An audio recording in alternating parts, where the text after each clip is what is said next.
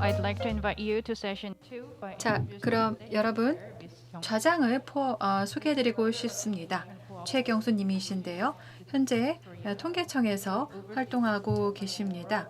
그리고 양자 간의, 다자 간의, 그리고 지역 협력을 담당하고 계시고, 그리고 통계 개발 협력도 담당하고 계십니다. 30년이 넘게 공식 통계 분야에서 활동을 하셨는데요. 표준 및 그리고 방법론 분야에서 활동을 하셨습니다. 그리고 최초로 범죄 및 그리고 사법 통계 센터 오브 엑설런스의 그런 국장을 맡기도 하셨습니다. 바로 아태 지역 기관인데요. 한국통계청과 UNODC에서 함께 만든 그런 기구죠. 이를 통해 범죄와 그리고 사법 관련된 데이터 증진 분야에서 활동을 하셨습니다. 자, 그럼 좌장님께 마이크를 넘기겠습니다. Good morning. 네, 감사합니다.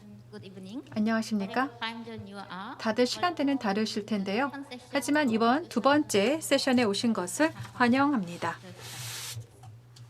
My name is Hyung-sun Choi. 저는 최경순이라고 합니다. 하지만 그냥 캐스라고 부르셔도 되고요. Hyung-sun Division and 현재 제가 한국통계청에서 국제협력과를 총괄하고 있습니다. 이번 세션에 좌장을 맡게 되어서 큰 영광입니다. 작년 WHO가 pandemic. 코로나를 팬데믹으로 지정을 했습니다.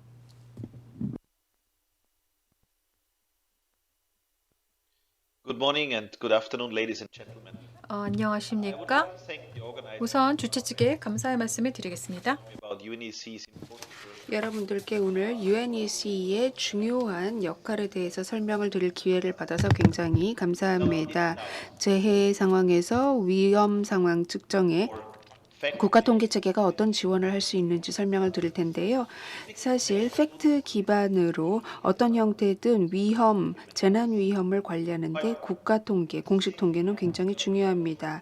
그리고 좋은 통계는 말 그대로 인간의 삶을 구할 수 있어야 된다고 생각을 합니다. 하지만 동시에 저희는 데이터가 가지고 있는 결점을 가지고 있고, 그리고 공식 통계와 공식 통계 생산자와 각 기관들 간의 파트너십을 강화할 필요를 알고 있습니다. 저는 마이클 엔지라고 하고요. 저는 제네바의 통계국에서 일하고 있습니다. 오늘 여러분들께 Already in 20 유럽 통계위원회의 제언에 대해서 말씀을 드리게 돼서 영광입니다. 저희가 재난 상황에서의 위험 상황을 측정할 때의 공식 통계의 역할에 대한 제언을 만들었는데요. 이미 2015년에 저희 지역의 수석 통계인들은 it concluded 공식 통계를 사용을 해서 재난 상황에서 위험 상황을 측정을 하는데 공식 통계를 맞춰야 할 필요성이 있다라고 인정을 했었습니다. 그래서 심층 검토를 했고요. 2014년에 멕시코에서 리더십을 가지고 진행을 한 결과 저희가 국가 통계 기관들이 Bureau of the Conference 재난과 극한 상황에 대한 정보를 제공하는데 명확한 역할을 정의해야 된다라고 결론을 내렸습니다. 그래서 동시에 저희가 에스캅에서도 동일한 주제를 다루기 시작했고 워킹 그룹을 만들었습니다. 저희 CES에서는 태스크포스를 만들어서 첫 번째 공식 통계의 역할을 명확히 하고 실질적인 단계를 식별을 해서 어떻게 국가 통계청들이 재난 관리와 재해 위험 경감을 지원할 수 있는지를 보았고요. 그리고 또 하나 각각의 분류 체계의 통일에 대한 필요성을 식별을 했습니다. 또 타스크포스는요, 각 국가통계청의 전문가들로 구성이 되어 있었고요. 또 다수의 국가기관들도 이 영역에서 같이 포함을 하고 있습니다. 여러분들께서 슬라이드에서 보시다시피 지금 협업 기관들이 보이는데요. 국가적으로 그리고 국제적인 전문가들이 US 타스크포스라는 이름으로 같이 협업을 했습니다.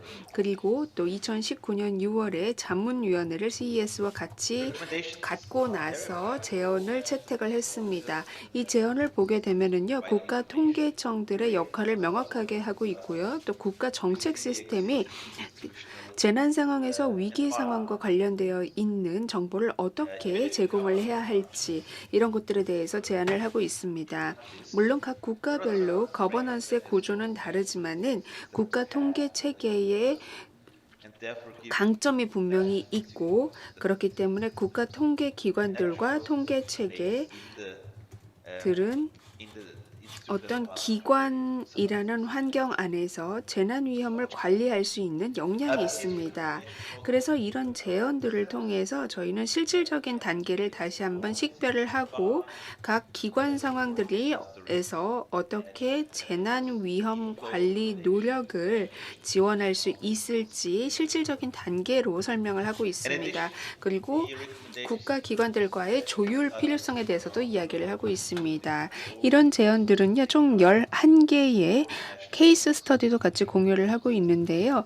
특히나 어떻게 국가적인 노력을 지원을 해서 재난 위험에 대한 측정을 하고 관리를 했는지 그 과정에서의 각 국가 통계기관들의 다양한 역할을 이야기하고 있습니다. 이 제언들은 지금 보이시는 링크에서 다운로드 받으면 됩니다. 이 제안들을 보면은요, 총 8개의 주요 챕터로 되어 있고 사례가 같이 포함이 되어 있는데요.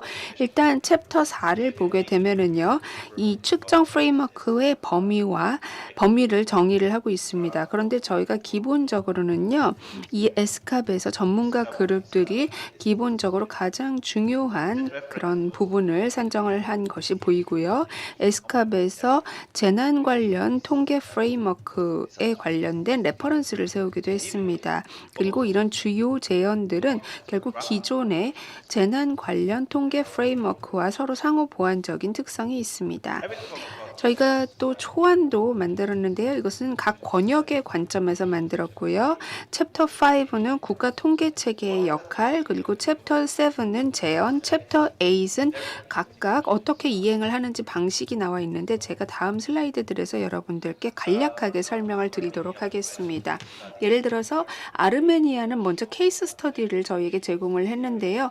보시면은 국가 정보가 어느 영역에서 필요한지, 그리고 각 국가 통계청들이 기관 환경에서 어떻게 좀 더 구체적인 활동을 하는지 저희와 공유를 해주셨습니다. 그리고 또 위기 상황에서 프로토콜을 어떻게 적용을 했는지 국가통계기관의 역할을 공유해 주셨고요. 이탈리아는 국가통계기관이 각기 다른 자료원으로부터 재난 위험 관리와 관련된 정보 통합을 어떻게 했는지 사례를 공유해 주었습니다. 이 프로젝트는 까사 이탈리아라고 불렸습니다. 멕시코에서도 유사하게 국가통계기관의 역할에 대해서 공유를 했는데요. 특히나 지리공간 정보 통합에 관한 서비스에 중점적으로 사례를 공유해 주셨습니다. 터키 같은 경우에는 국가 재난 통계와 관련된 범위에 대해서 알려주셨고, 미국에서는 인구 통계 조사국의 예를 들어서 인구 통계 조사국이 위기 상황에서 어떻게 빠르게 통계를 제공했는지 사례를 제공했습니다.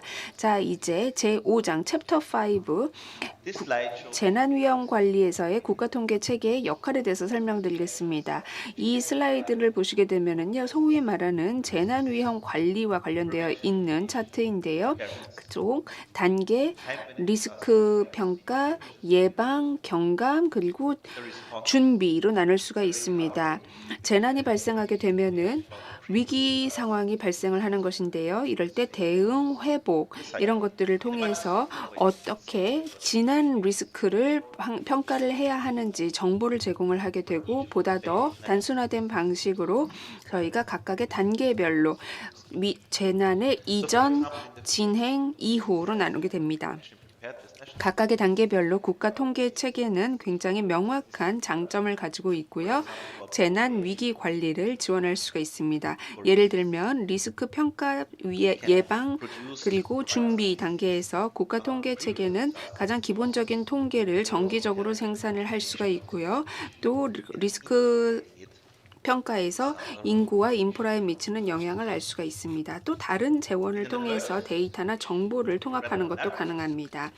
위기 상황에서 정보의 세밀화된 정보, 팩트 기반의 정보는 굉장히 중요합니다. 예를 들어서 지진이 일어났다라고 하면은요, 잠재 이재민들을 나이, 젠더, 그리고 각각의 그 항목별로 파악을 하는 것이 중요합니다. 이러한 통계들은요, 위기 상황 대응에 굉장히 중요한 것입니다. 그리고 사실 통계라는 것은 핵심적인 인프라를 유지하기 위해서 굉장히 중요하게 사용할 수가 있습니다. 있습니다. 예를 들어서 가뭄이 일어났다 혹은 홍수가 일어났다 했을 때 관련 통계를 통해서 잠재적으로 농업 생산에 어떤 영향이 미칠까를 예측을 해볼 수가 있는 것이죠. 그렇기 때문에 중요한 것은 너무 많은 시차 없이 정보를 확보하는 것이고 그 정보를 regional for small unit, small scale. 권역 단계에서 혹은 아주 작은 규모로 분석을 하는 것이 필요합니다. 즉 지오 코딩 정보가 필요하다는 것입니다. 재난이 발생하고 나면 국가 통계 체계는 그렇기 때문에 물리적으로 혹은 통화적으로 봤을 때 어떤 손실이 있는지 평가하는 데 공헌할 수가 있습니다.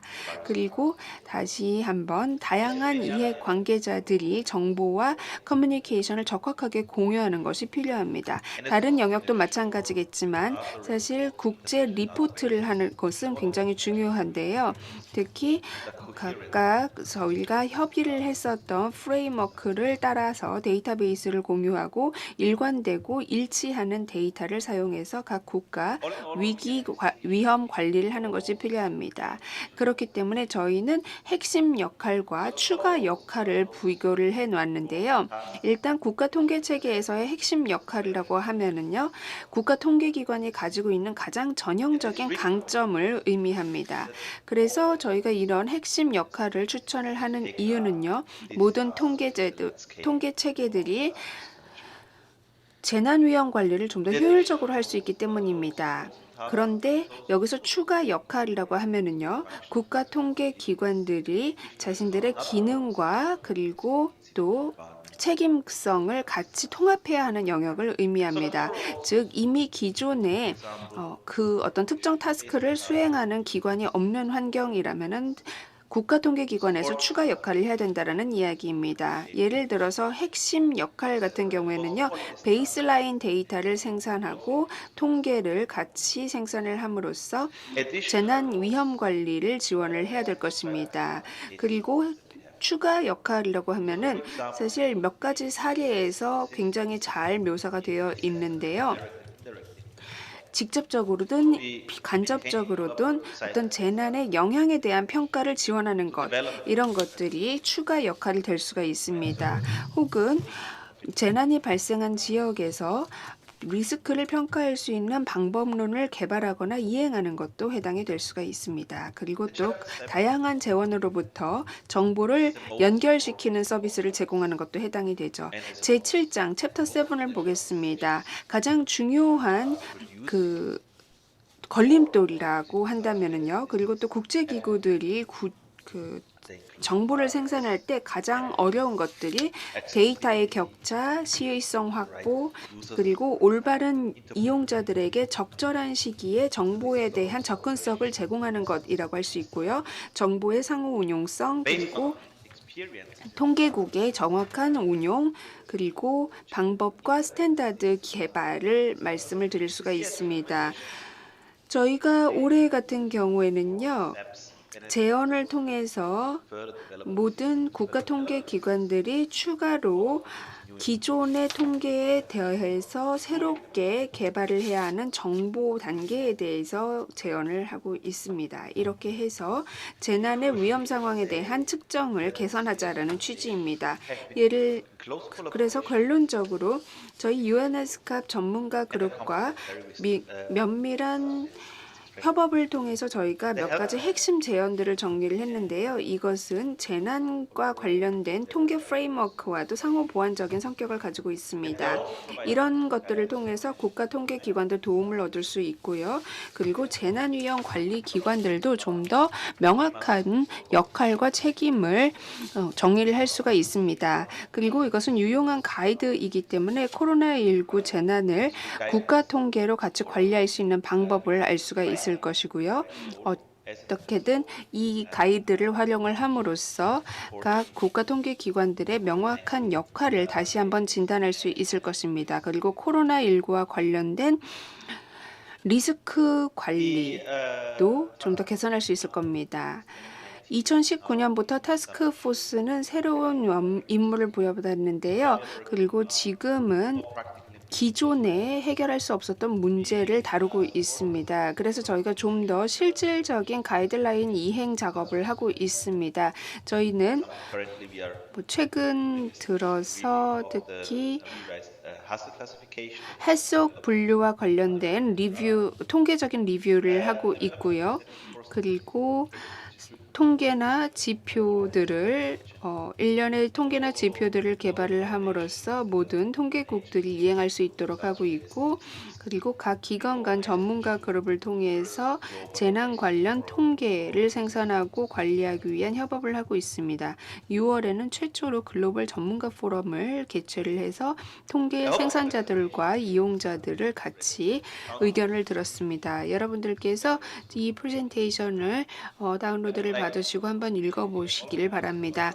여러분들 그리고 타스크포스 멤버분들에게 이 성공적으로 문서화해 주신 데 대해서 감사를 드리고요. 여러분들께 경청해 주셔서 감사를 드리겠습니다. 질문이나 코멘트가 있으시면 저에게 이메일 보내주시기 바랍니다. 감사합니다. Thank you, Michael, for putting 네, 마이클 나주님, of your statistics. 국가 통계 그리고 공식 통계의 역할을 잘 설명해 주셔서 감사합니다. 저희가 제대로 소개를 못 해드렸던 것 같아서 다시 한번 말씀을 드리겠습니다. 나기님은 UNECE의 통계인이시기고요. 특히나 환경통계 전문가이십니다. 그리고 재난 관련 통계를 다루고 계시는데요. UNECE에 오시기 전에 카타르 통계청의 환경통계국 국장님이셨습니다.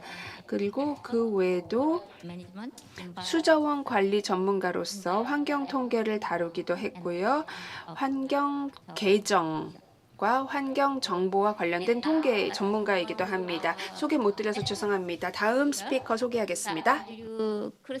바로 앤드류 크루스코비치 님이십니다. 현재 콜롬비아 대학에서 가르치고 계시고요. 또한 과학 자문으로 적십자 기후 센터에서 바로 자문으로 활동하고 계십니다. 주로 어떻게 하면 불확실성에 대한 커뮤니케이션을 잘 하고, 그리고 기후변화의 어떤 추정치에 대한 데이터를 산출하는 것에 대해서도 관심이 많으십니다. 인도적 지원 분야에서도 활발히 활동을 하셨고요. 보다 복잡한 어떤 사회, 문화적인 그런 맥락에서 일어나고 있는 그런 기후변화 영향에 대해서 관심이 많으신데요. 난민이나 이재민이 관련된 그런 상황이죠. 발표해 주십시오. 소개 말씀 감사드립니다. 좌장님 감사드리고요. 다 제 목소리 잘 들리시나요? 한번 확인해 보겠습니다. 좋습니다.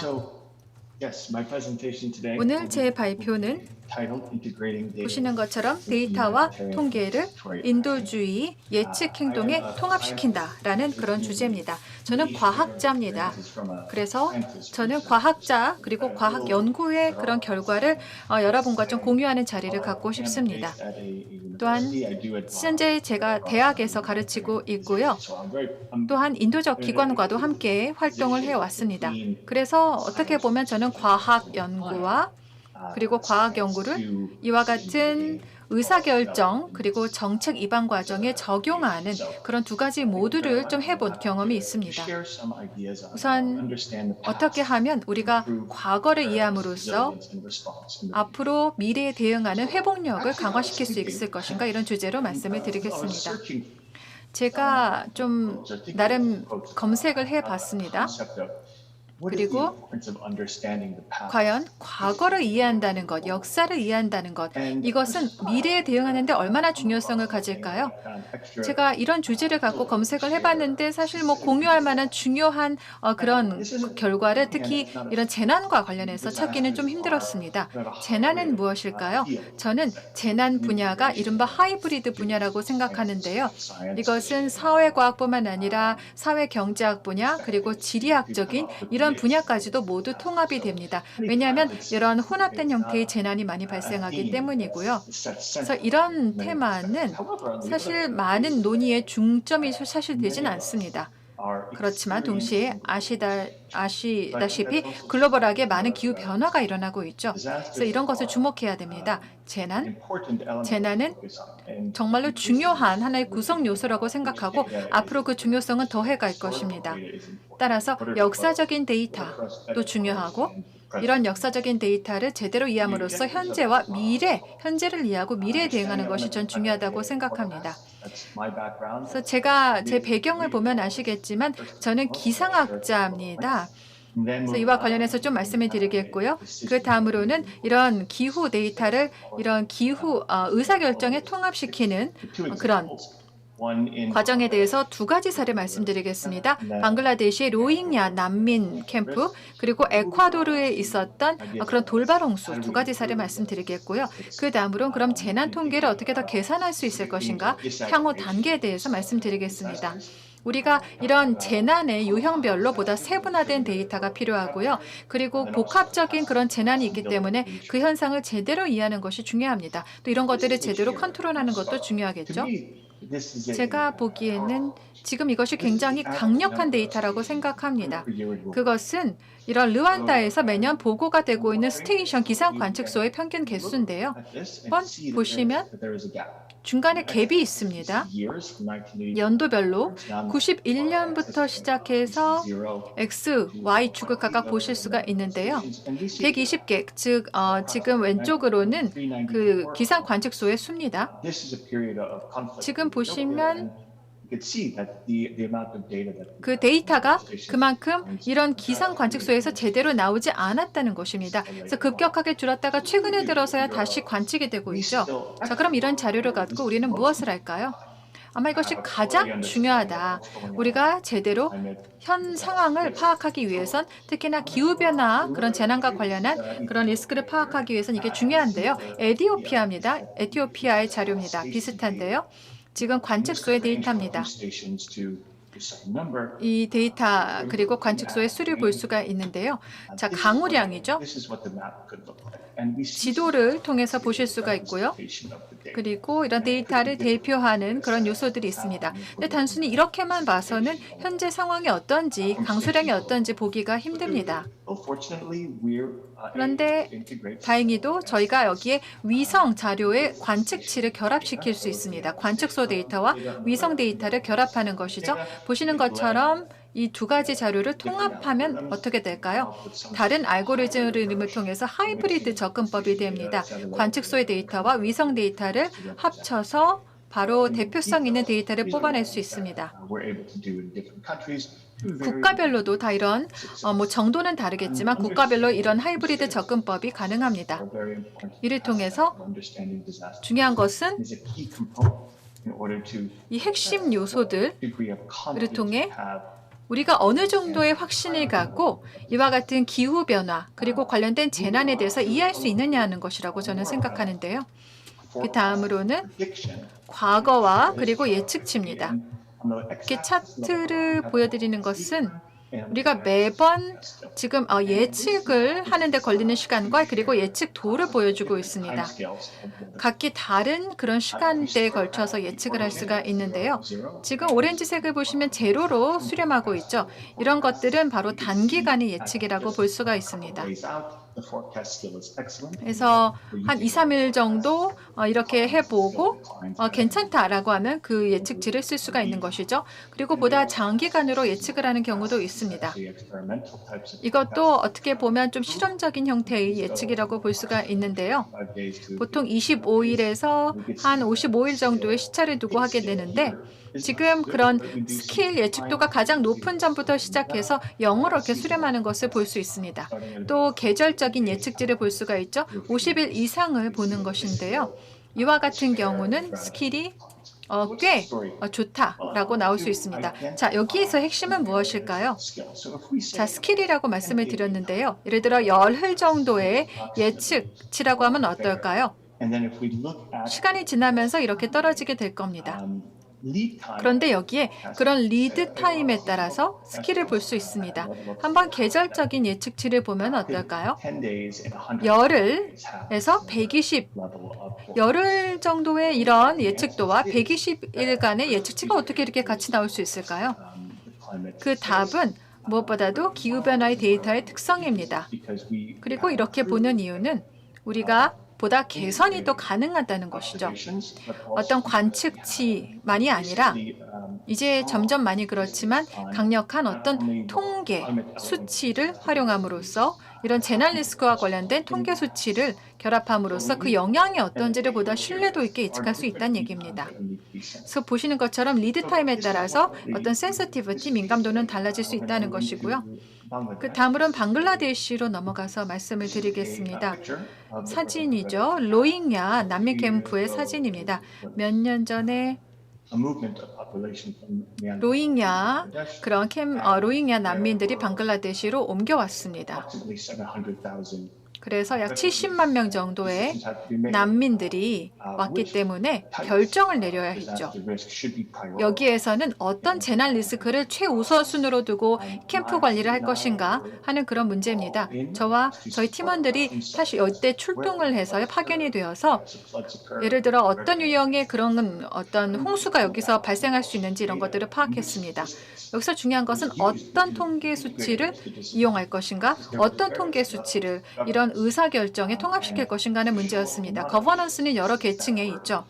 그리고 여기서 통계 수치를 갖고 항상 논의를 또 했던 것도 아닙니다. 하지만 과학자로서 그때 저는 한 걸음 물러서서 한번 상황을 봤습니다.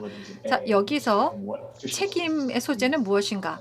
여기서 통계는 어떤 역할을 할 수 있는가 하는 것입니다. 이것이 어떤 지역적 차원에서 책임을 질 것도 아니었고요. 하지만 의사결정 과정에서 통계를 활용하는 것은 여전히 중요했죠. 보시는 것처럼 이런 컨텍스트를 보면 분명히 갭이라는 것은 존재를 합니다. 데이터가 너무나 많다. 이런 어떤 우선순위를 정해야 된다라는 주장하실 수도 있습니다. 예를 들어 70만 명의 난민들이 있는데 굉장히 큰 캠프가 되죠. 그리고 모든 사람들이 취약계층입니다. 여기서 하나 독특했던 것은 대부분의 난민 캠프 같은 경우는 우리가 가장 취약한 계층이 누구인지 우선순위를 정하게 되는데 로힝야 캠프 같은 경우는 거의 모든 그런 난민들이 취약계층에 해당이 되었습니다. 그래서 이런 경우는 좀 더 상황이 복잡해지는데요. 자, 어떤 그런 것들을 우리가 신뢰해야 되는가? 무엇이 여기서 최선인가? 이런 문제입니다. 그래서 난민 캠프에서 조정 역할을 하게 되는데 제가 계속 고민했던 문제는 그리고 이때부터 계속해서 제가 업무를 활동을 했던 분야이기도 하는데요. 사실 이러한 문제에 대한 답을 내리는 것은 결코 쉽지는 않습니다. 그래서 저희는 어떻게 했냐면요. 여기 문건이 보일 텐데요. 이 난민 캠프에서 활용했던 그런 것입니다. 그래서 난민이라는 어떤 맥락에서 활용할 수 있는 그런 것이고요. 의사 결정을 내릴 때 어떤 구조로 내리게 될까요? 보시는 것과 같습니다. 정량화된 어떤 과학적인 사고를 하는 사람으로서 사실 제가 이렇게 의사 결정을 하는 분들과 함께 일했던 것은 이번이 처음이었습니다. 이렇게 박스나 플로우 차트가 나와 있는데요. 뭐 6C, 뭐 6B 이렇게 나와 있죠. 여기에선 어떤 데이터가 가용하고 어떤 것이 공식 데이터고 어느 정도까지 데이터의 품질이 좀 달라지는지 이런 것을 이해했습니다. 굉장히 복잡하죠. 하지만 다만 프로세스는 이랬다는 것을 보여드리고 싶고요. 그 다음으로는 기존의 지금 진행 중인 프로젝트입니다. 제가 지금 나사가 함께하고 있는 그런 프로젝트인데요. 제가 프린서플 인베스티게이터로 좀 주도를 하고 있습니다. 돌발 홍수와 관련된 것입니다. 에콰도르에서 바로 돌발 홍수에 대한 연구를 하고 있는데요. 보다 예측에 기반한 어떤 연구 활동입니다. 이것도 또 다른 하나의 시나리오라고 볼 수가 있는데요. 바로 무엇이 공식적인 데이터셋이고 어떤 것을 활용해야 되는지 결정을 해야 했습니다. 지금 홍수 리포트는 어떤 자료가 가용한지를 좀 세분화해서 볼 수가 있습니다. 자세히 말씀드리지는 않겠고요.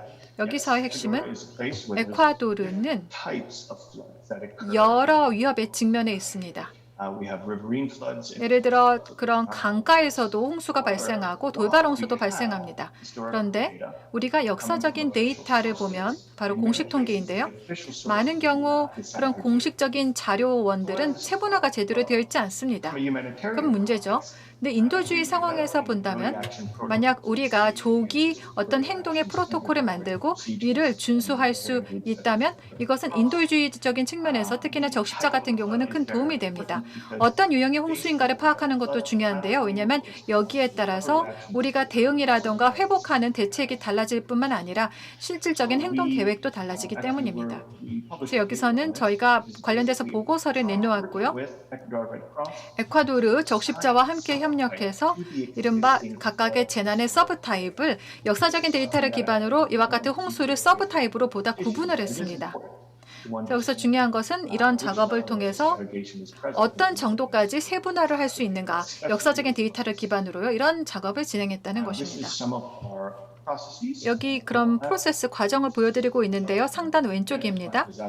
이와 같은 프로세스를 통해서 지금 이런 홍수를 FXCA라고 해서 좀 세분화해서 보았습니다. 그래서 저희가 각각의 보고서별로 이렇게 수치를 내놨는데요. 등급화를 한 것이죠. 이게 돌발 홍수가 될 가능성이 얼마나 있는지 이런 것들을 기반으로 좀 등급화를 했습니다. 이런 프로세스를 통합해서 아래 보시는 것처럼 이와 같은 데이터 세트가 나오게 됩니다.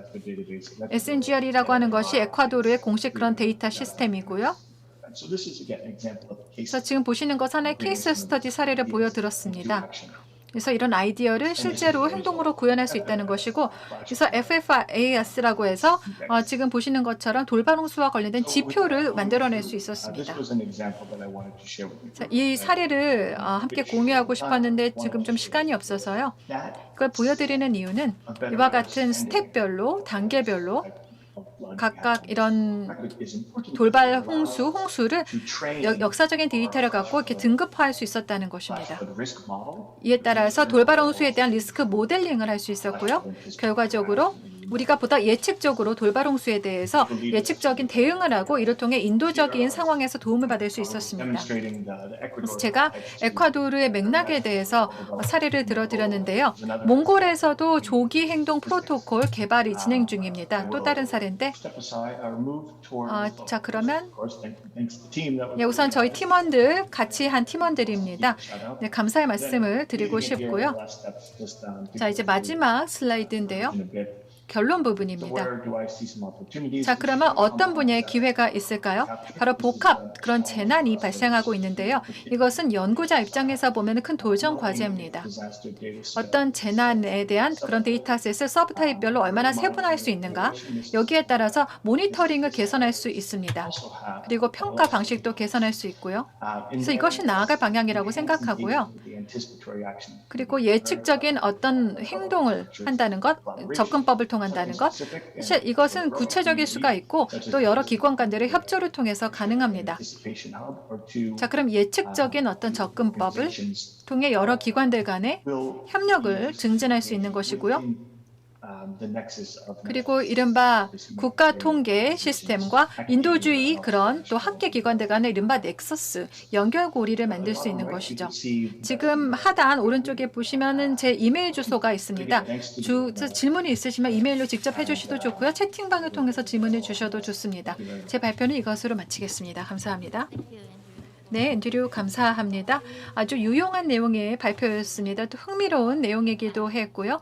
기후 관련 데이터, 그리고 어떻게 하면 이와 같은 재해 통계를 개선할 수 있는가 말씀해 주셨습니다. Presenter, which is Mark, 다음 연사입니다. 마크 사우든님이신데요. is Government 사우든님은 Executive of Statistics New 뉴질랜드 통계청의 정부 통계인이자 수석 통계인입니다.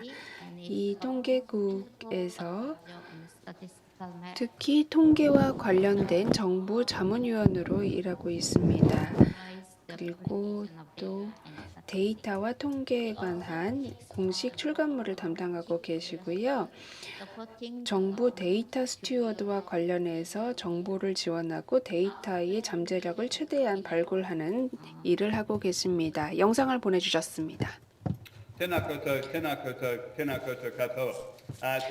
여러분 안녕하십니까? 오늘 함께하게 되어서 기쁩니다. 그리고 저를 이렇게 중요한 컨퍼런스에 초청을 해주셔서 감사합니다. 저는 마크 소던이라고 하고요. 뉴질랜드 통계청의 수석 통계인입니다. 뉴질랜드의 국가통계청이라고 할 수가 있습니다.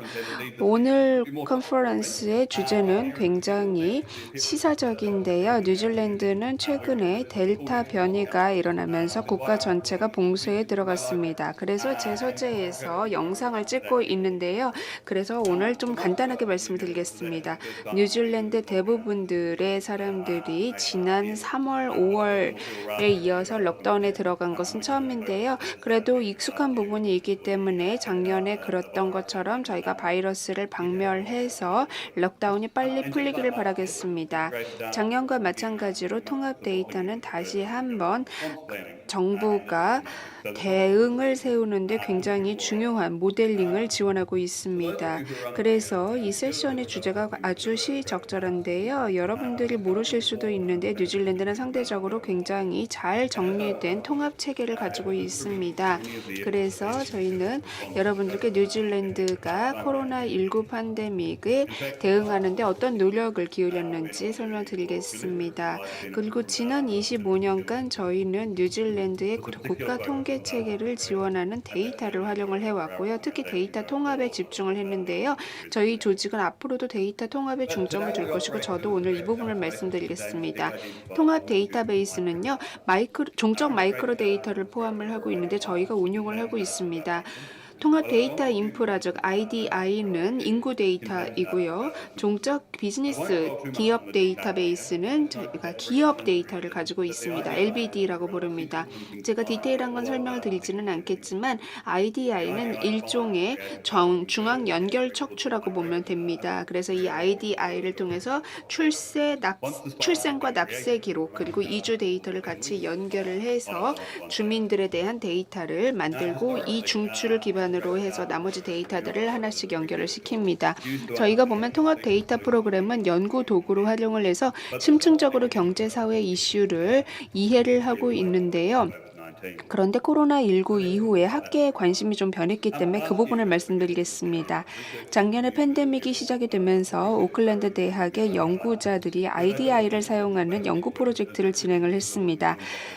뉴질랜드의 인구를 대표하는 개인 기반의 네트워크를 구축을 한 것이었는데요. 학교, 직장, 가족 구성, 커뮤니티 그룹, 그리고 도시 간의 이동을 다루었습니다. 이 네트워크 모델을 기반으로 사용을 해서 어떤 코로나와 관련해서 각기 다른 상황에서 공간과 직업에 어떤 영향을 미쳤는지 분석하는 모델인데요.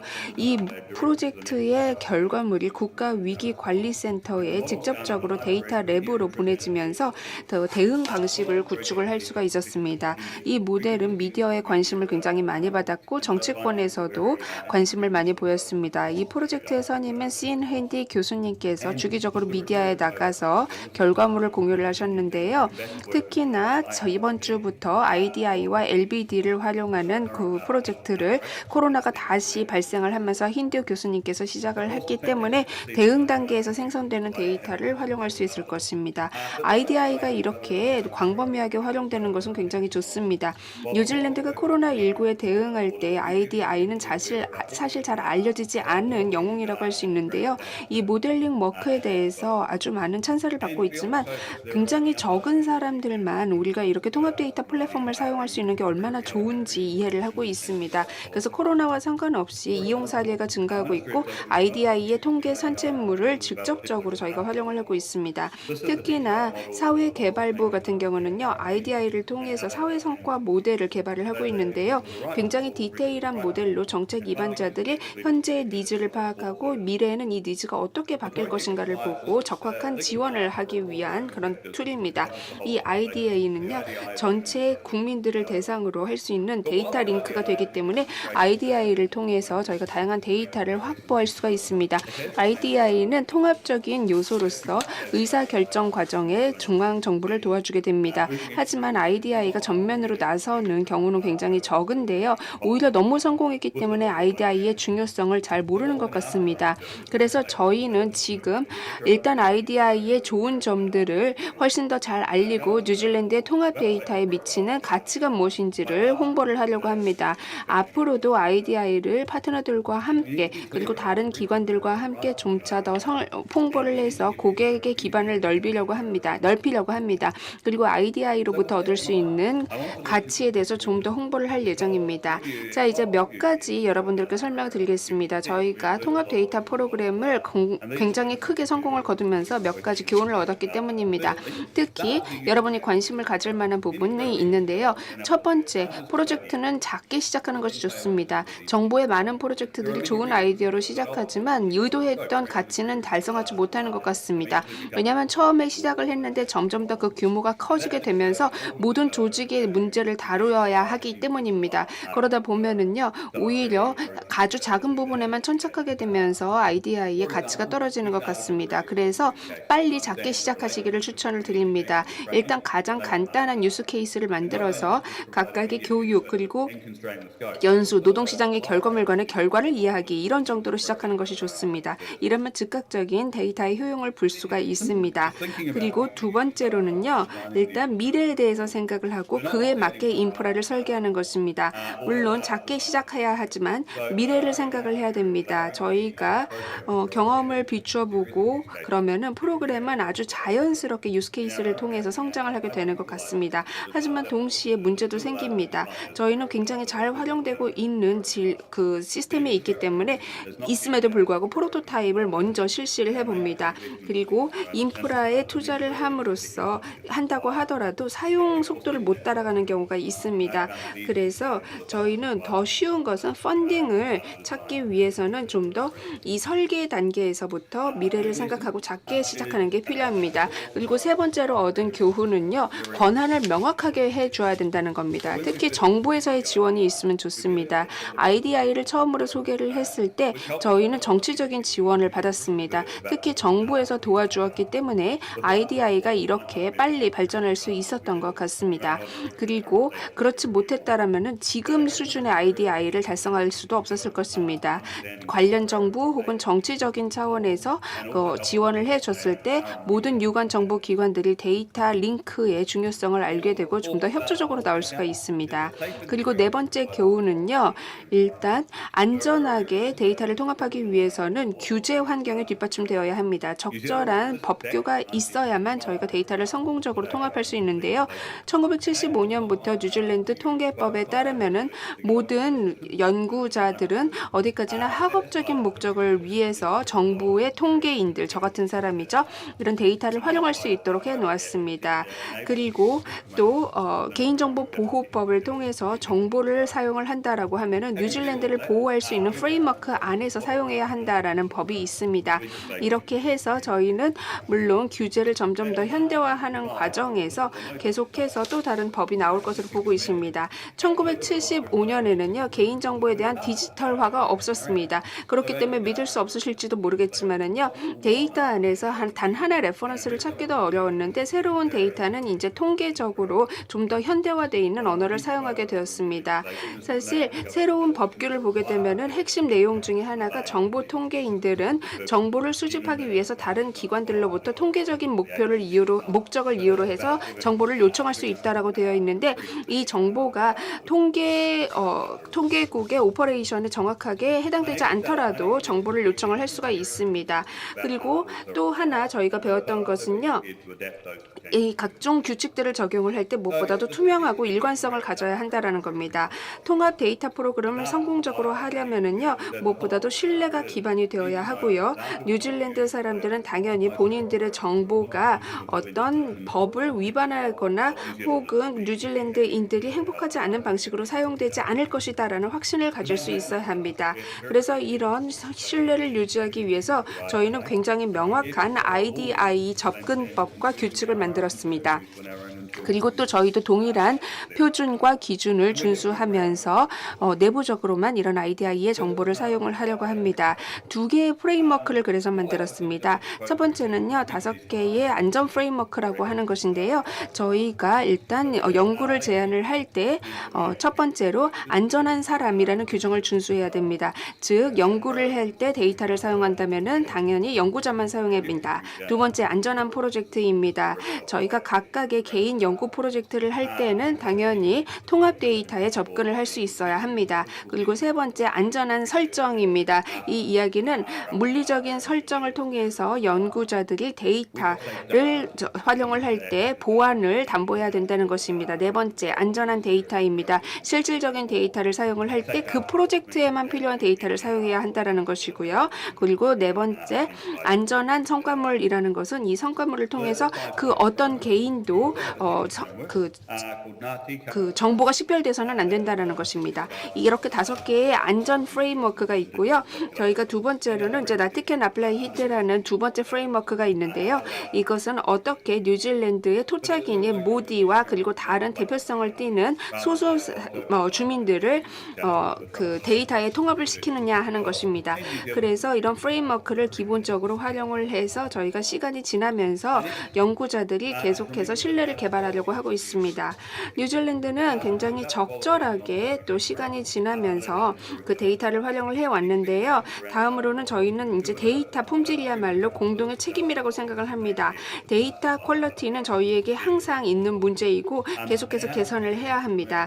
저희의 경험을 보게 되면은요, 일단 각 기관들이 데이터의 품질을 개선할 수 있는 방법은 일단 데이터를 가지고 있는 소유자들이 본인들의 데이터를 직접 사용하도록 해보는 것입니다. 그러면 모두에게 효과가 있었습니다. 그리고 마지막으로 저희가 애널리스트 간의 활발한 네트워크를 유지하라고 말씀을 드립니다. 연구자들이 이런 환경에서 보게 되면은요, 다양한 데이터가 있다라는 것을 알기 때문에 본인의 분야뿐만 아니라 보건이나 다른 데이터 필드와도 협업을 하는 것이 필요합니다. 이렇게 서로 협업을 하게 되면은요, IDI를 활용할 수 있는 방식도 훨씬 더 높아지게 됩니다. 이렇게 되면은요, 저희가 이메일도 하고 사용자 포럼도 열고 온라인 커뮤니티 같은 것도 열어서 데이터 랩 커뮤니티 그룹을 운영을 하고 있습니다. 이런 그룹을 통해서 연구자들이 서로의 연구 주제도 공유를 하게 되고요. 그리고 이런 커뮤니티를 통해서 좀 더 데이터 산출물에 대한 품질도 개선을 할 수가 있습니다. 저희는 미래를 생각을 하고 있습니다. 그리고 IDI를 미래에서 좀 더 잘 활용할 수 있는 방법을 고민을 하고 있는데요.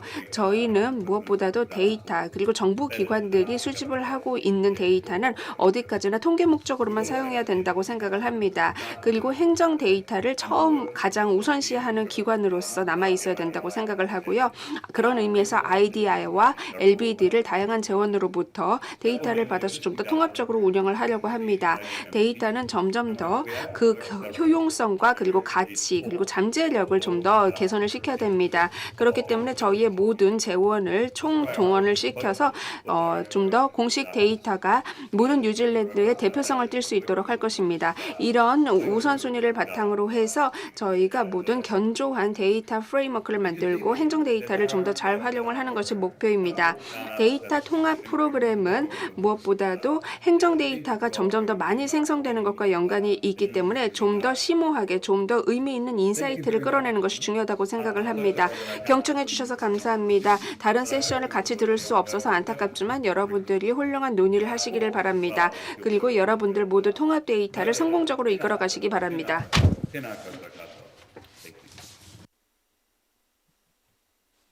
Thank you. Although I did not 대단히 감사합니다. say the same for 마지막 뉴질랜드 마오리족의 언어를 제가 이해를 하지는 못했습니다만은 전체 내용은 굉장히 의미가 있었고 또 통합 데이터의 경험을 잘 공유해 주신 것 같습니다. 자, 네 번째 연사로 넘어가겠습니다. is a senior 사트라님은 officer at the Democratic UN 난민기구에서 통계조정 담당관으로 활동하고 계십니다. Tribunal for Refugees. One of her main functions 그리고 주로 담당하시는 그런 임무가 group on 글로벌 전문가 그룹, internally displaced 저희가 이그리스라고 부르죠. 난민 및 IDP 국내 이재민 통계 전문가 그룹의 코디네이터를 맡고 계십니다. 방콕, 달라 지역에서 활동하고 계시고요. 또 글로벌 차원에서도 활동하고 계십니다. with us. 자, 동영상을 보내오셨는데 발표는 동영상으로 하지만 또 직접 참여도 하시니까요. 질문 같은 것은 챗박스를 통해서 해주시면 되겠습니다. Thank you so much for inviting UNHCR to this. 유엔 난민기구를 이번 컨퍼런스에 초대해 주셔서 감사합니다. 저는 아이나 헬렌 사트라라고 합니다. 유엔 난민기구에서 통계 조정 담당관을 맡고 있고요. 또 이 밖에도 난민 그리고 국내 이재민 IDP 통계 전문가 그룹의 코디네이터로도 활동하고 있습니다. 오늘 보시면 제 발표 제목은 난민, 국내 이재민 IDP 그리고 무국적자에 대한 공식 통계 개선을 통한 리스크 경감 그리고 회복력 증진입니다. 우선 여기 사진 한번 봐주시기 바랍니다. 보시는 사진은 모잠비크에서 찍은 사진인데요. 바로 국내 이재민들의 모습이고요. 이 국내 이재민들이 최근에 3월에 홍수가 발생하면서 이를 복구하는 그런 과정에 있습니다. 자, 난민과 그리고 IDP, 국내 이주민, IDP라고 하죠. 그리고 무국적자들, 이들은 기후변화, 비상사태의 그런 최전선에 있는 사람들입니다. 바로 기후의 핫스팟 지대에 살고 있죠. 핫스팟 지역들은 자원이 충분하지 않아서 효과적으로 점점 더 이렇게 적대적으로 변화해가는 환경에 대응하기가 힘든 곳들입니다. 재난은 해저드와 연결이 되어 있습니다. 그렇기 때문에 이제 이민이 일어날 수 있고요. 그리고 생활 환경이 악화되면서 특히나 강제적으로 이제 이주민이 된 사람들은 제2차적인 이제 이주를 또다시 겪을 수 있습니다. 그렇게 되면 다시 집으로 돌아갈 수 있는 가능성이 적어지는 것이죠. 저희가 국내 이주민 모니터링 센터가 있습니다. 이 모니터링 센터에서는 최근에 보고서를 내놨는데요. 이 보고서에 따르면 2020년도 말 기준으로 IDP들의 수는 700만 명에 따른다고 하는데요. 바로 재난으로 인한 IDP들의 수입니다. 그리고 난민에 대한 글로벌 컴팩트, 저희 유엔 난민기구도 활발히 활동하고 있는데요.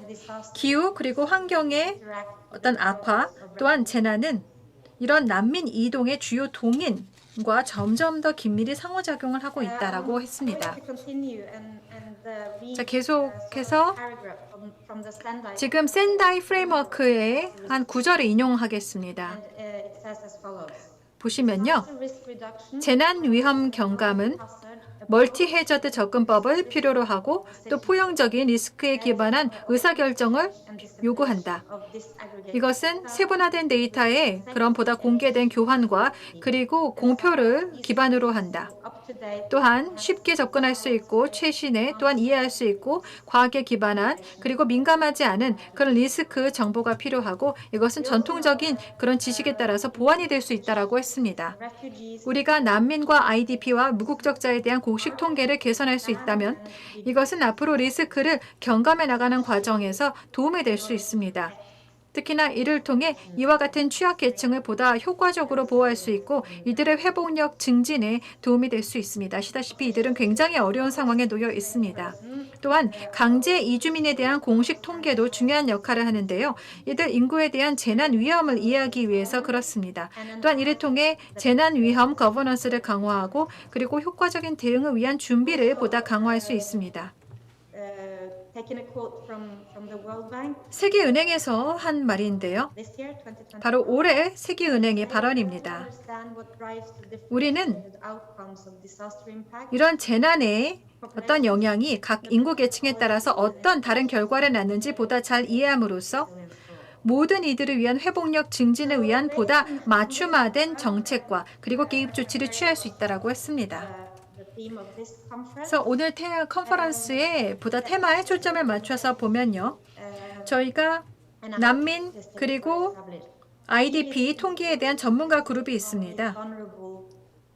이 취약계층에 대한 어떤 통계를 위해서 만들어진 그룹이고요. 에그리스라고 부릅니다. 자, 그럼 에그리스 그룹에 대해서 좀 설명을 드리자면요. 본 전문가 그룹은 2016년도에 설립이 되었습니다. 유엔 그런 통계위원회에서 임무가 주어졌고요. 그 임무는 바로 난민 통계에 대한 권고안을 국제 권고안을 내놓고 그리고 IDP 통계에 대한 기술 보고서를 내놓는 것입니다. 바로 IDP 통계에 대한 전반적인 정보를 제공하는 것이죠. 이와 같은 그런 활동 기관 맨데이트가 2018년도 3월에 연장이 되었습니다. 또한 IDP 통계에 대한 국제 권고안이 나왔고요. 또 컴파일러 매뉴얼도 이때 함께 나왔습니다. 이를 통해 보다 구체적인 기술적인 가이던스가 나온 것이죠. 이와 같은 맨데이트가 한층 더 연장이 되어서 2020년까지 연장이 되었고, 그러면서 이와 같은 권고안의 실행 그리고 역량 개발 이 단계로 넘어가게 되었습니다. 여기에서는 국가 차원에 보다 중점을 두었고요. 그리고 국가 차원에서 파악이 된 요구나 니즈에 보다 집중하는 시기였습니다. 또 본 전문가 그룹 이그리스는 현재 강제 이주민들이 이 SDG 프레임워크에 포함되도록 하는 데 큰 노력을 했습니다. 하나의 독립적인 지표로서 들어갈 수 있도록 했고요. 현재 이그리스 그룹은 지속적으로 IDP 그리고 난민에 대한 권고안 실행에 노력을 하고 있습니다. 이 밖에도 이런 무국적자 통계에 대한 국제 권고안을 개발하는 작업도 진행하고 있습니다. 지금 개략적으로 저희 그룹의 범위를 보여드리고 있는데요. 파란색으로 표시된 것이 회원국입니다. 45개 국가가 참여하고 있고요. 25개 지역 그리고 국제기구가 또 참여하고 있습니다.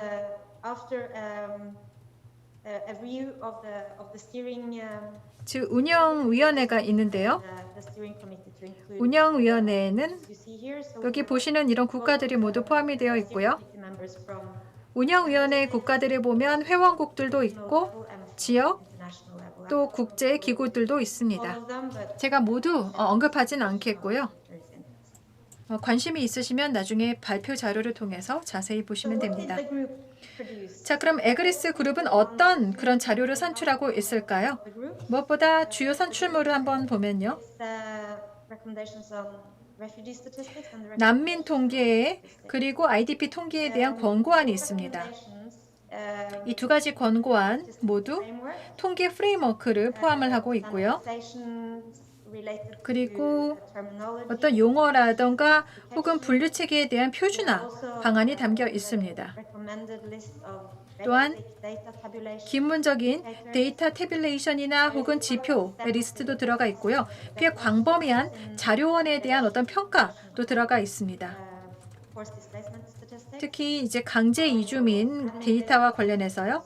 행정 자료나 센서스나 서베이 자료에 대한 평가가 들어가 있고요. 또한 이런 권고안은 어떻게 이런 맥락에서 이런 자료원을 보다 개선할 수 있을 것인가 또 언급하고 있습니다. 또 사회 경제적인 그런 지표도 들어가 있는데요.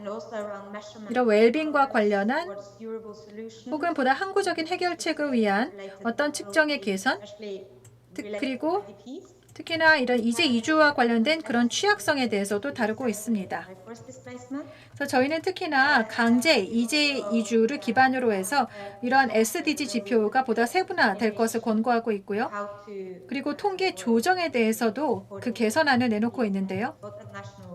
국가적, 지역적, 또 글로벌 차원에서의 이런 통계 조정에 대해서도 이야기하고 있습니다. 그래서 꽤 광범위한 내용을 담고 있고 이 두 가지 자료 모두 온라인에서 찾아보실 수 있습니다.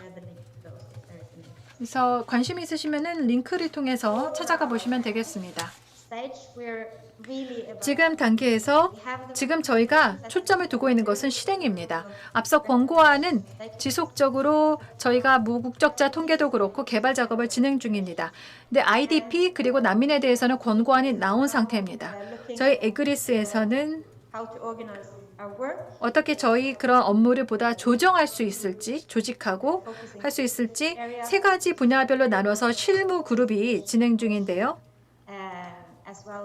이런 어떤 자료 같은 것을 프로모션하는, 즉 옹호하는 그런 작업반이 있습니다. 또 역량과 관련한 또 기술적인 지원과 관련된 실무 그룹이 있고요. 그리고 뭐 컴파일러라던가 메뉴 가이던스와 관련된 개선 또 실무단이 있죠. 여기 보시면 저희가 생각하는 프로세스입니다. 바로 공표 작업이 있는데요. 컴파일러 메뉴 같은 경우, 그리고 통계 역량의 강화,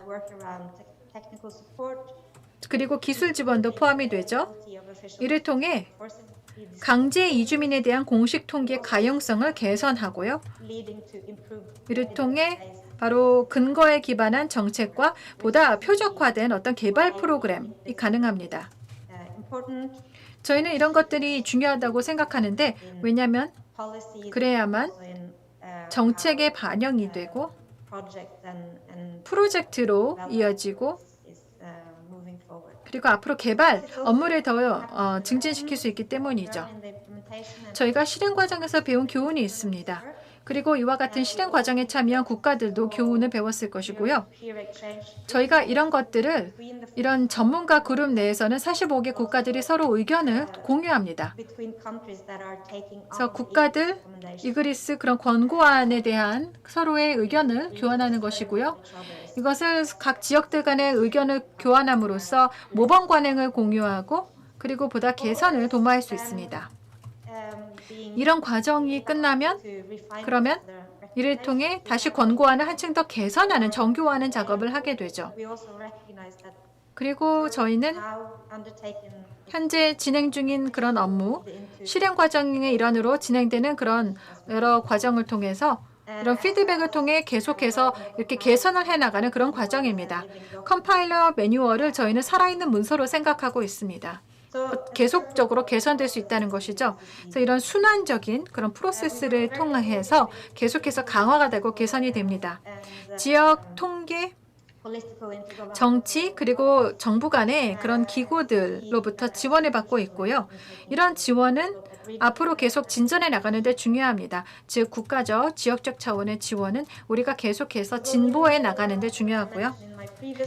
앞서 슬라이드에서 말씀드렸던 것인데요. 저희가 업무를 분장하고 있는 그런 세 가지 분야입니다. 제가 자세히 말씀은 드리지 않겠고요.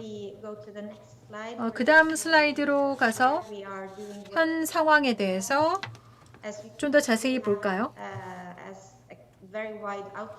굉장히 다양한 그런 회원국들과 함께하고 있습니다. 모든 지역을 아우르고 있고요. 또한 현재 여러 지역에 걸쳐서 활동이 진행 중입니다. 어떤 지역에서는 이런 국가에 대한 보다 직접적인 지원이 되고 있고요. 혹은 지역적 차원의 웨비나나 워크숍이 진행 중인 곳도 있습니다.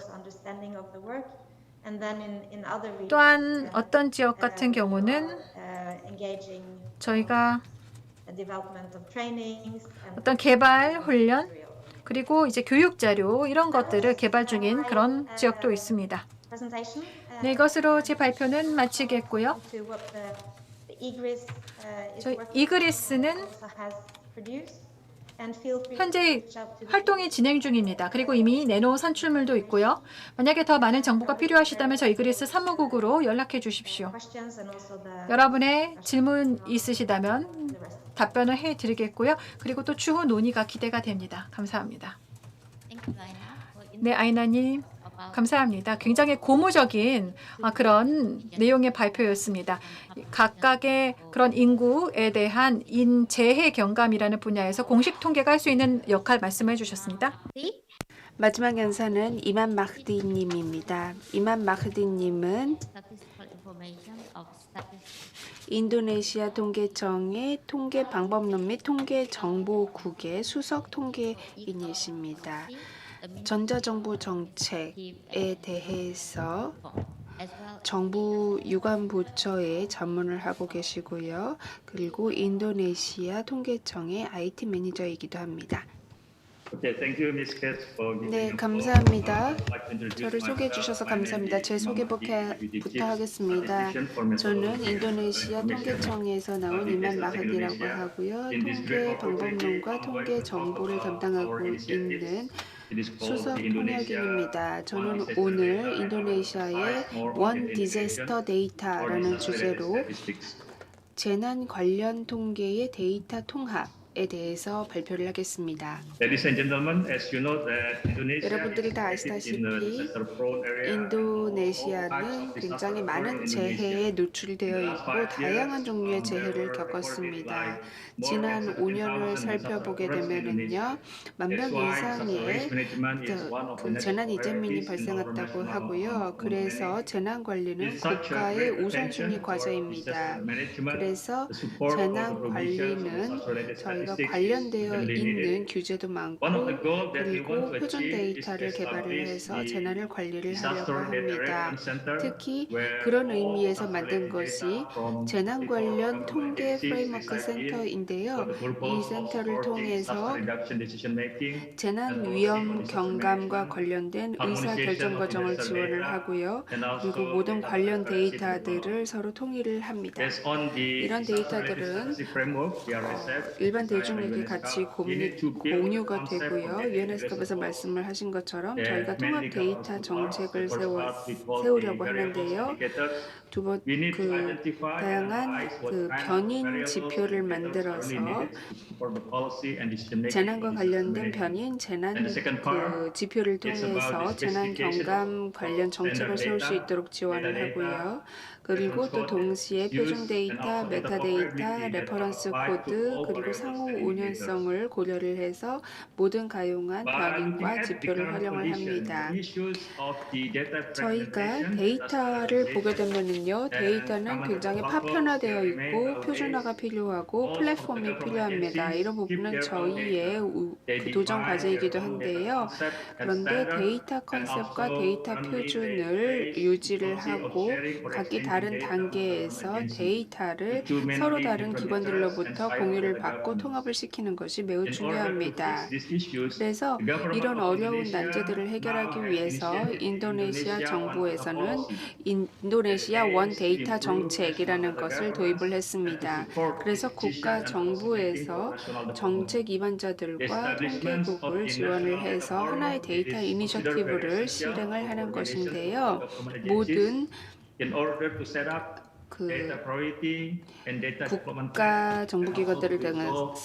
국가 정부기관들을 대상으로 해서 데이터 이슈를 해결하는 것이 목표입니다. 인도네시아 원 데이터 정책을 도입을 하면서 저희는 첫 번째 먼저 재난 관련 데이터 관리와 데이터 통합 전략을 우선순위 과제로 삼았습니다. 그래서 궁극적인 목표는요, 재난 데이터 레퍼런스 센터를 세우는 것인데요. 기관의 서로 다른 세 가지 역할을 정리를 해봤습니다. 먼저 데이터 거버넌스인데요. 각 재난 관리 국가 기관들은요, 데이터 감독 역할도 해야 합니다. 그래서 이런 데이터를 기반으로 해서 재난 관리와 관련된 국가 정책을 세우는 것이 저희의 궁극적인 목표입니다. 그리고 데이터를 같이 통합하고 관리를 하려고 합니다. 기타 유관 기관들은요, 여기서 데이터 생산자로서의 역할을 해야 되는데요. 즉, 재난 관련 데이터를 생산하는 기관들을 의미합니다. 이쪽에서 생산된 데이터도 역시 동일한 목표와 방향성을 가지고 데이터 원칙을 준수해야 합니다. 이런 맥락에서 봤을 때 인도네시아 국가통계기관인 인도네시아 국가통계청에서는 데이터 역량 수립을 하고 있습니다. 각기 다른 유관기관들에게 가이드라인을 제공하고 표준 데이터, 메타데이터, 데이터 상호 운용성에 대한 교육을 할 뿐만 아니라 다양한 교육 프로그램을 제공을 해서 재난 데이터를 각기 다른 데이터 생산원으로부터 통합을 하기 위해 노력을 하고 있습니다. 그리고 또 하나 데이터 원칙을 살펴보아야 하는데요. 저희는 일단 데이터 원칙을 각 기관별로 이행을 할 수 있도록 데이터 표준, 메타데이터, 레퍼런스 코드, 상호 운용성을 체크를 하고 있습니다. 이를 통해서 데이터를 통합을 시키고 가용한 데이터를 서로 정리를 하게 됩니다. 그러면 각 기관으로부터 데이터를 통합하기가 쉬워집니다. 그리고 세 번째로는 공동의 데이터 플랫폼을 구축을 해야 할 텐데요. 그래서 이 재난관리 데이터 레퍼런스 센터로 데이터 플랫폼 플랫폼을 만들게 되면 모든 데이터를 한 곳에서 찾아볼 수가 있습니다. 그리고 이런 센터를 만드는 이유는 서로 다른 데이터 생산자로부터 데이터를 수집을 해서 데이터를 한 곳에 모으고 데이터 공유를 좀 더 쉽게 하기 위한 것입니다. 그래서 데이터를 이런 플랫폼을 통해서 모색하고 데이터를 탐색을 하고 활용을 하는 것도 훨씬 더 쉬워질 것입니다. 인도네시아 통계청에서는요, 지속적으로 데이터와 통계를 생산을 할 때 이런 데이터 레퍼런스 센터를 하나의 플랫폼으로 활용하는 방식으로 일하게 될 것입니다. 인도네시아 원 디자스터는요, 재난 관리와 관련해서 원 디자스터 데이터를 사용하는 이니셔티브를 적용을 하려고 합니다. 그래서 인도네시아 원 디자스터 데이터는요, 일단 각기 다른 기관들이 이행해야 하는 가이드라인을 제공을 하고 있고요. 그 외에 지표와 메타데이터를 따로 목록으로 정리를 해놓아서 정책과 의사결정 과정에서 활용할 수 있는 통계 목록을 만들려고 합니다. 저희는 정부 기관들이 재난 관련 통계의 중요성을 이해를 하고 본인들의 데이터를 생산을 하기를 바라고 있습니다.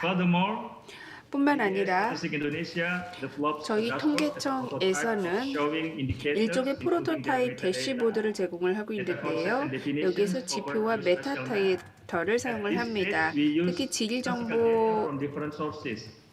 질 공간 정보를 활용을 해서 대시보드를 만들었는데요. 가구 조사, 경제사회 조사 등등을 통해서 세부, 하위 지표를 생성을 하고 같이 공유를 하고 있습니다. 이 인도네시아 데이터 허브를 만드는 것이 목표인데 이 데이터 허브는 하나의 데이터 플랫폼으로서 데이터 통합, 그리고 서로 다른 데이터원으로부터의 데이터 수집, 그리고 데이터 활용, 데이터 시각화, 그리고 데이터 딜리버리를 책임을 지려고 합니다. 이 같은 데이터 허브를 통해서 좀 더 가치 있는 통계를 생산하고 전달할 수 있을 것으로 기대를 합니다. 그러면 그 수혜자는 정부 기관과 지자체가 될 것입니다. 저희는 정부 기관들에게 교육을 제공함으로써 하나의 데이터 플랫폼으로서 모든 유관기관들이 접속할 수 있는 원 디자스터 데이터를 만들려고 합니다. 미래에 저희는 거버넌스와 재난 관련 프레임워크를 강화하는 것이 목표인데요. 저희가 가이드라인을 통해서 재난 관리 프로세스를 같이 공유를 하고 또 어떻게 재난 데이터가 서로 연결이 되어 있는지 지역별로 국가별로 그 정보를 제공을 하려고 합니다. 그리고 무엇보다도 인도네시아 원 디자스터 데이터를 만드는 과정에서 좀 더 부드러운 그 조율 과정이 각 정부 기관별로 필요할 것입니다. 그리고 효과적인 정책 입안을 위해서 효율적인 정보를 생산을 해야 될 것이고요. 그런 의미에서 앞으로 저희는 다양한 파일럿 프로젝트나 역량 수립 프로젝트를 통해서 인도네시아 원 디자스터 데이터를 수립을 하려고 합니다. 지금까지 경청해 주셔서 감사합니다. 네, 이맘님 감사합니다. 국가 사례를 들어서 재난 위험 경감 의사결정을 내리는데 재난 데이터 활용을 할 수 있는 그 프로젝트에 대해서 말씀을 주셨습니다. 자, 그러면 저희가 일반 논의를 하게 될 텐데요. 각각의 연사분들께 질문을 먼저 드리고 또 시간이 남으면 청중으로부터 질문과 코멘트를 받겠습니다. 마이클님께 질문을 하겠습니다. 이 제언이 작년 초에 굉장히 시적절하게 발표가 되었는데요. 각 국가들이 어떻게 팬데믹 상황에서 활용하고 있는지 궁금합니다. Thank you. 네, 감사합니다. 질문 감사합니다.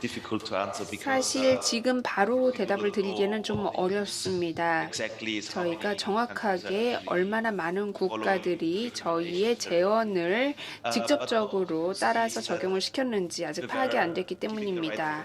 하지만 저희가 드리는 제언이 적확하다라는 것은 저희도 확신을 하고 있는 것이 다른 많은 유관 국제기관들이 피드백을 주고 계십니다.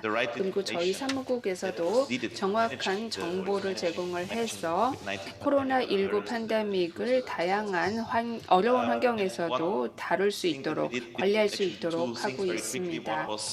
일단 첫 번째로는 웨비나를 저희가 기획을 하는데요. 저희 통계청에서 이런 온라인 웨비나를 통해서 각 국가별로 우수 사례들을 공유를 하고 어떻게 상황을 다루어야 할지, 그리고 정보를 생산하는 것뿐만 아니라 어떻게 각 필요로 하는 영역의 정보를 전달할 수 있을지를 많이 고민을 합니다. 그리고 통계 프로그램의 중점을 어디로 옮겨야 하는지도 이야기를 하는데요. 예전에는 인구 조사를 중점적으로 보았는데 사실 지금 상황상 인구 조사가 최우선이 될 수가 없는 상황입니다. 그래서 저희가 레퍼런스로 활용할 수 있는 재현을 공유를 하는 것이죠. 왜냐하면은 각 국가 통계 기관들이 이런 그런 기관 환경에서 새로운 상황을 대응을 해야 될 필요가 있고 이런 새로운 상황에서는 새로운 정보원이 필요합니다. 그래서 이런 국가 통계 기관들이 각자의 상황을 서로 잘 이해를 하고 하나의 합의를 통해서 동료들 간에 이 활동의 방향성을 설정할 수 있도록 지원을 할 예정입니다. 그래서 질문에 대한 정확한 답은 드릴 수는 없지만 각 국가들이 굉장히 유용하게 저희 재원을 활용하고 있다라는 것은 확실하고 또 타스크포스들이 적절히 이 재원을 활용하는 것으로 압니다. 네, 감사합니다. 미래에는 점점 더 많은 국가들에게 도움이 될 것이라고 생각이 됩니다. 팬데믹 같은 유사 위기가 닥쳤을 때 저희가 유용하게 활용할 수 있을 것입니다. 다음 앤드루입니다. I would like to ask this question. 네, 과학자시니까요. 이런 질문을 드리고 싶은데요. 어떤 유형의 공식 통계가 필요하신지요? 정부가 이런 공식 통계를 제공하면 재난에 대응하는 데 더 도움이 되겠다라고 생각하는 그런 공식 통계가 어떤 것이 있을까요? 제가 보기에는 사실 어떤 단일한 어떤 답변을 드릴 수 있다기보다는요. 제가 처음 어떤 과학자로서 일을 시작했을 때 저희는 굉장히 고해상도의 데이터, 이런 모든 것이 세분화된 데이터, 정말로 세분화된 그런 데이터를 저는 원했습니다. 그런데 점점 보니까 항상 그런 데이터가 필요한 것은 아니더라고요. 즉, 투입해야 되는 재원이 있고 그 결과물인 데이터가 있는데 이런 데이터셋을 유지하는 그런 문제도 있고요. 그리고 이제 퀄리티 컨트롤이라는 문제도 있습니다. 따라서 이런 상충 관계, 트레이드 오프를 생각을 해야 합니다. 또한 이런 재난에 대비한 여러 가지 예측 수치를 내는 것이 그런 순도의 세분화된 데이터, 완벽한 데이터가 꼭 필요한 것은 아닙니다. 여기서 중요한 것은 제가 보기에는 어떤 퀄리티라던가 적정성의 수준에는 여러 단계가 있다는 것입니다. 또한 거버넌스의 어떤 구조도 우리가 고려를 해야 하는 것인데요. 즉, 보다 큰 그림을 그리고 이런 것들을 그런 실질적인 의사결정을 내리는데 어떤 통계가 필요한가, 그런 실용성의 문제를 고려해야 합니다. 그래서 저는 보다 구조화된 접근법이 이런 협업에 필요하다고 보는데요. 그 과학자들과 학계와 국가통계청들 간에 보다 구조화된 협업이 필요하다고 봅니다. 왜냐하면 제가 봤더니 어떤 과학자들의 연구가 이런 구조적인 협업이나 어떤 대화를 나누는데 아직 비중이 크지는 않습니다. 혹은 이것은 국가통계청에서도 그렇고 그리고 정부 단계에서도 그렇죠. 따라서 제가 권고드리는 바는 보다 거버넌 구조의 그런 정의, 이런 것들, 또한 여기에 보다 협업을 통해서 보다 실질적인 실용적인 차원의 협업이 이루어지기를 바랍니다. 이를 통해 예를 들어 알고리즘을 이용한 어떤 예측 정보 개발이라던가 이런 것들에 저는 도움을 드릴 수가 있는데요. 따라서 어느 정도의 예측 기술이 의사결정을 내릴 수 있을 만큼 존재한다면 그것으로 충분할 수도 있습니다. 중요한 것은 어떤 프로세스가 있어서 이런 예측에 필요한 통계 수치를 생산할 수 있어야 한다는 것이고요. 그렇다면 어느 그런 연도까지의 통계적인 어떤 역사적인 통계 정보가 가용한지를 아는 것, 또 큰 그림을 파악하는 것, 그래서 뭐 5년이 되었건 10년이 되었건 우리가 원하는 수준의 그런 스케일로 이런 정보를 입수하는 것, 이것이 중요하다고 봅니다. 네, 감사합니다. 많은 그런 국가통계청의 그런 전문가분들이 아마 지금 답변을 들었고요. 당연히 앞으로는 이런 데이터와 관련된 협업을 할 것이라고 생각합니다. There were a lot of 마크님, lessons you shared with us. 굉장히 많은 교훈을 공유를 해주셨는데요. 그 중에 한 메시지가 데이터 품질은 공통의 책임이다라는 것이었습니다. 그리고 Interested in 모든 사람들의 관심을 끌어내기 위해서는 their own data. 그들이 본인의 데이터를 직접 사용해 보도록 하는 것이다 라고 이야기를 하셨는데요. To do so. 어떻게 해서 One of them. 그 관심을 이끌어내는지 궁금합니다. 오픈 데이터 프로그램을 사용하셨을까요? 네, 저에게 기회를 주셔서 감사합니다. 여기 함께하게 되어서 대단히 기쁜데요. 네, 맞습니다. 저희가 데이터 프로그램들이 있습니다. 물론 통계와 관련해서 썼던 것들이고요. 일단 공유 오너십을 가질 수 있도록 하는 것이 저희의 목표였습니다. 저희의 통합 데이터 인프라스트럭처를 쓸 수 있도록 하는 것인데요. 데이터 품질을 다른 기관이 자기가 생산한 데이터를 한번 확인해 볼 수 있도록 하면은 데이터 오너십에 대한 관심이 더욱 높아지는 것을 알 수가 있었고요. 그리고 각각의 기관들에게 독려를 해서 본인들이 소유하고 있는 데이터를 활용하라고 이야기를 합니다. IDI 같은 경우에는요, 많은 사람들이 사용을 하는데 저도 이걸 사용을 하다 보면은 좀 공유의 공통의 책임감이 더욱 커지는 것 같습니다. 오픈 데이터라는 것은 좀 더 오픈된 형태의 투명한 데이터로서 저희가 활용을 하는 것이기도 하고요. 그리고 데이터 품질을 좀 더 공공의 입장에서 면밀하게 체크를 하는 그런 툴이기도 합니다. 그 외에도 저도 개인적으로 관심을 가지고 있는 영역이 데이터 품질이고 또 이런 IDI에 있는 데이터들의 각 기관들의 품질이 무엇인지를 어떤지를 보고 싶기 때문에 저도 많은 기관들에게 데이터 품질을 최대한 개선을 하라고 이야기를 하고 있습니다. 그 외에도 제가 국가 수석 데이터 스튜어드 자문위원회 역할을 하고 있는데 그렇기 때문에 제 직위를 사용을 해서 많은 기관들에게 데이터 품질을 개선하라는 그런 독려를 하고 있습니다. 그 외에도 또 품질 개선을 위해서 저희가 어떤 스탠다드 를 벤치마킹하라라고 이야기를 하고요. 명확하게 표준을 벤치마킹할 수 있는 기준이나 레퍼런스를 제공을 하고 있습니다. 그래서 많은 기관들이 저희가 함께 일을 해서 좀 진전을 이뤄내고 있고요. 그리고 또 어떤 특정 기관들은 조금 더 개선이 필요하기는 하지만 서로 협업을 하고 있습니다. 감사합니다. But due to the time, 제가 질문 드릴 건 많지만 지금 시간 제약상 많이 드리지는 못했습니다. 그 다음 에이나님, how do you get those? 제가 궁금했던 것은 For example, you 이런 국가들에 대한 수치는 어떻게 얻으십니까? 예를 들어 아까 말씀드린 700만 명의 IDP들이 있다라고 하셨는데요. 재해로 인한 IDP들의 수 700만 명이요. 이런 수치는 어떻게 얻으십니까? 이런 수치를 얻는 국가별의 어떤 자료원이 있을까요? 국가들이 보고를 하나요? 질문 감사합니다. 제가 말씀드린 수치는 국제 센터가 있는데요. IDMC라고 해서 국내 이주민 그런 모니터링 센터가 있습니다. 따라서 저희 난민기구 자체적인 수치는 아닙니다. 저희 난민기구에서는 이런 인구에 대한 통계를 어떻게 얻을까요? 입수할까요? 사실 이것은 국가별에 따라 좀 다릅니다. 저희가 UNHCR 그런 오피서들이 있는데요. 사무관들이 있는데요. 또 정부 파트너 기관들이 있습니다. 따라서 저희 UNHCR과 정부 파트너들, 국가 차원의 정부 파트너들이 협업을 하고요. 저희가 정부 파트너들의 어떤 승인을 얻고 그 다음에 저희 글로벌 통계에 어떤 리포팅을 하게 됩니다.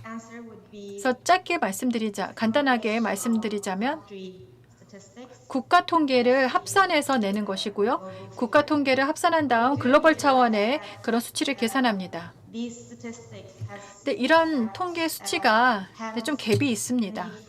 따라서 우리가 국가별 파트너들과 좀 더 긴밀히 협력해서 보다 앞으로는 효과적으로 이런 통계를 생산할 수 있도록 하는 그 노력이 필요합니다. 장기적으로 저희가 이그리스 활동도 하고 있지만 앞으로 UNHCR에서는 내부적으로 저희가 지향하는 바는 국가 차원의 파트너들과 함께 협업을 해서 보다 정교한 어떤 통계 수치를 얻어내는 것이죠. 난민뿐만 아니라 이런 IDP들을 대상으로 말입니다. 또한 UNHCR은